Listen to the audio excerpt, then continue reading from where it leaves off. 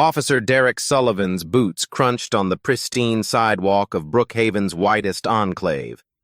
He spotted the black man in an expensive suit and his face twisted with disgust. "What the fuck you think you're doing here, boy?" Sullivan's voice cut through the morning silence like a whip. The man turned. "Officer, Shut your mouth!" Sullivan grabbed the man's wrist, twisting it to examine his watch. "Is this Rolex stolen? Are you breaking into these houses?" He shoved the man backward. "Turn around, hands behind your back. Now!" "Officer, please!" Sullivan slammed him against a luxury car, the metallic thud echoing down the street. "I said turn around, you piece of shit! You don't belong here!" The man's expensive suit wrinkled against the hood. His calm voice barely contained rage. "I live in this house!" Sullivan laughed cruelly. "Sure you do, and I'm Barack fucking Obama." Have you ever witnessed such raw, humiliating hatred directed at someone simply for existing? 9:47 a.m. 13 minutes until the call. Terrence Washington felt the cold metal of his BMW's hood against his chest. 23 years of federal service, and he was being treated like a common criminal on his own property. ID. Now. Sullivan's breath reeked of stale coffee and contempt. Terrence slowly reached for his wallet, movements deliberate. Any sudden gesture could escalate this beyond repair. His fingers found the leather billfold, Italian crafted, a gift from his wife Keisha after his last promotion. Sullivan snatched it, flipping through contents like he was searching for contraband. "Terrence Washington," he read mockingly. "What kind of made-up name is that?" "It's my name, officer." "Bullshit." Sullivan held up the Federal Credit Union Platinum card, studying it with suspicion. "Where'd you steal this from? This is government-issued." Across the street, Mrs. Carter's live stream was gaining traction. Notification sounds pinged from her phone as the viewer count climbed. She whispered into the camera, "This is absolutely disgusting. He lives here. I've seen him every morning for 3 years." The comments section exploded. "Call the FBI. This is 2025, not 1955. Sue them for everything." But darker voices emerged from anonymous accounts. "He looks suspicious to me. Probably casing the neighborhood. These people don't belong here." Sullivan's radio crackled. "Unit 47 requesting backup on Maple Drive." "Copy that, 47. Unit 23 en route." Terrence's phone buzzed. The caller ID read, "Director Jensen, FBI." He declined the call, checking his Omega Seamaster. The Federal Credit Union card wasn't the only thing Sullivan had missed. The small eagle insignia on his lapel, barely visible unless you knew what to look for, caught the morning sunlight. "You got a permit for this neighborhood, boy?" Sullivan shoved the wallet back at him. "Rich folks around here pay good money to keep your kind out." "Officer Sullivan." Terrence read the nameplate with deliberate clarity. "I'm going to ask you to step back." "You'll ask me?" Sullivan's hand moved to his taser. "You're giving me orders now?" The sound of another patrol car approaching made Terrence's jaw tighten. This was escalating exactly as his civil rights training had predicted it would. Multiple officers, residential setting, no immediate witnesses except social media. Officer Janet Mills stepped out of the second cruiser, immediately sizing up the scene. Sullivan waved her over with obvious relief. "Got a suspicious individual here, Mills. Claims he lives in the Morrison house." Mills looked at the imposing colonial behind them, easily worth $2 million, then back at Terrence. Her expression said everything. "Do you have any documentation proving residence?" Mills asked, her tone more professional but equally skeptical. Terrence reached slowly into his jacket pocket. Both officers tensed, hands moving toward weapons. He produced a set of keys, the BMW's distinctive fob prominent among them. House keys, car keys, mailbox key. Sullivan grabbed them, examining each one. Could have made copies. Could have stolen the car. Mrs. Carter's voice carried across the street. Officers! He's lived here for 3 years. His name is on the mailbox. Ma'am, please step back from the situation, Mills called out. We're conducting an investigation. Investigation into what? Mrs. Carter shot back, still filming. A man standing in his own driveway? 9:52 a.m., 8 minutes remaining. Terrence's phone buzzed again. Same caller, same decline. But this time, he allowed himself the faintest smile. Sullivan was too focused on the keys to notice. What's funny, boy? Sullivan's voice was getting louder, more aggressive. You think this is some kind of joke? No, officer. I think this is exactly what I expected. The comment hit Sullivan wrong. Expected? Are you saying you planned this? More neighbors were emerging. The Hendersons from next door, drawn by the commotion. Mrs. Patterson walked her poodle, stopping to stare. The Wilson twins on their morning jog, slowing to watch. Some looked concerned. Others looked satisfied, like they'd been waiting for exactly this moment. Karen Mitchell appeared from her corner house, her HOA coordinator badge prominent on her jogging outfit. She'd been the one person who'd never welcomed Terrence to the neighborhood. Officers, Karen approached with obvious authority. We've had several break-ins lately, better safe than sorry. Mills nodded appreciatively. See? The community is concerned about security. I've lived here since 2022, Terrence said quietly. I've never met with any HOA coordinator. Because you're not supposed to be here, Karen replied coldly. This neighborhood has standards. The live stream was viral now. 2,847 viewers and climbing.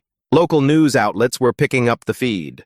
Dana Williams from Channel 7 was already en route. Mrs. Carter had sent her the link directly. Hashtags began trending. #Brookhaven. Racial profiling, #Justice for Terrence, /Blacktails, stories.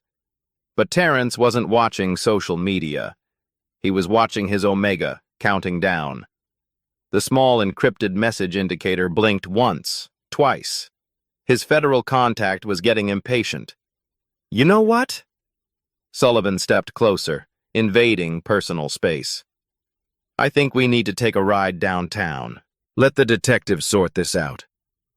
On what charge? Trespassing, public disturbance, failure to comply with lawful orders.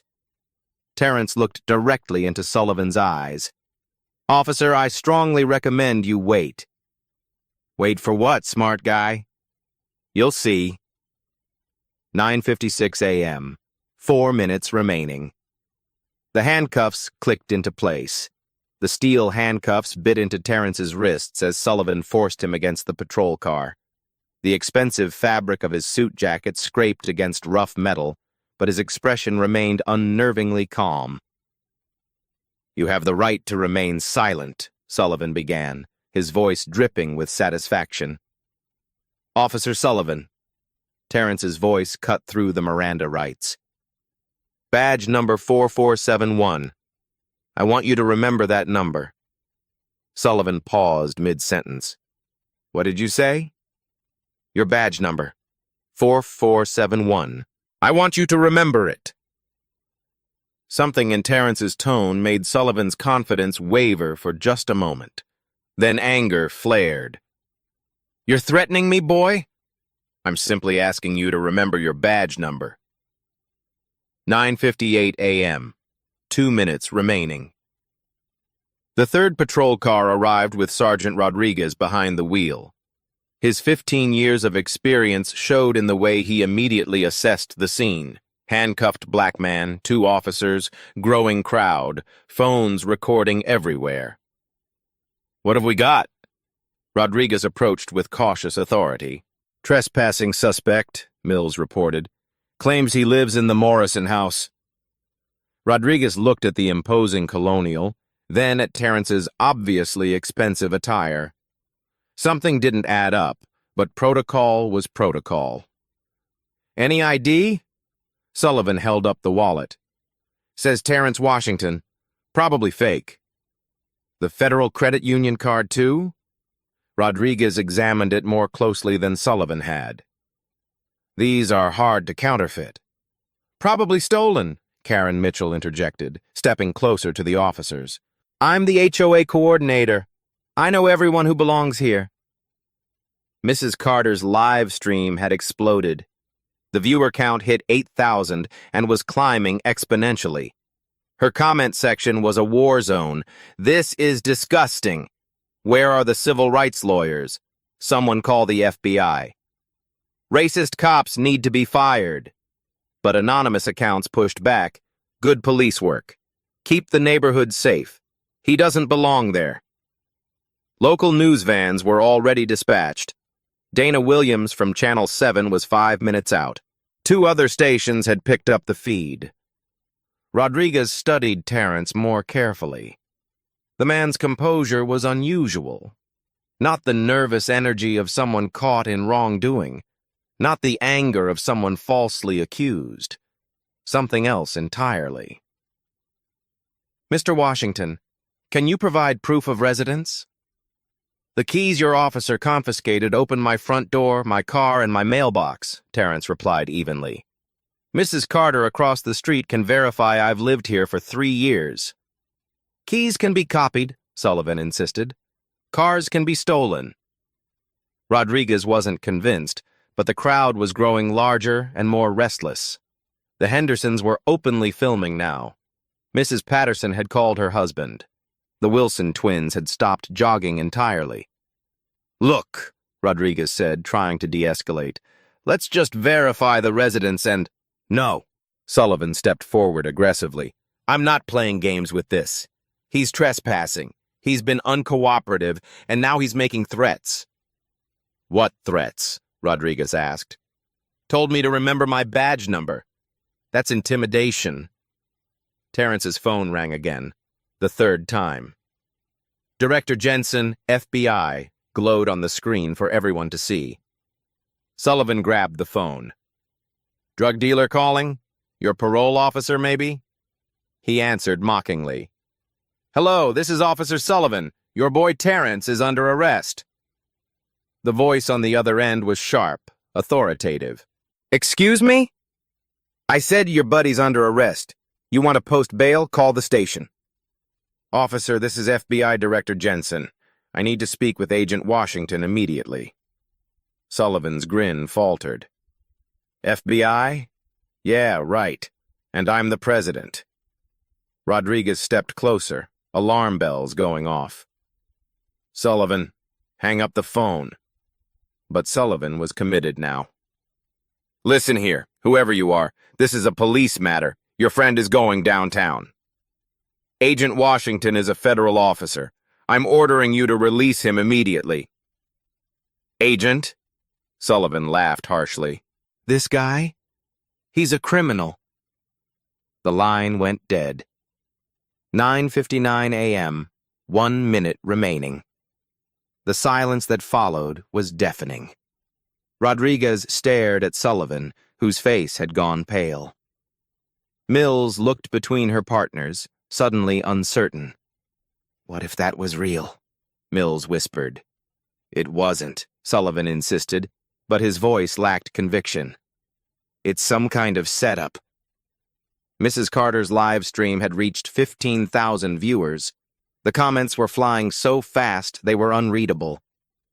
3 news vans were now visible in the distance. Terrence remained perfectly still against the patrol car, but his eyes found his watch.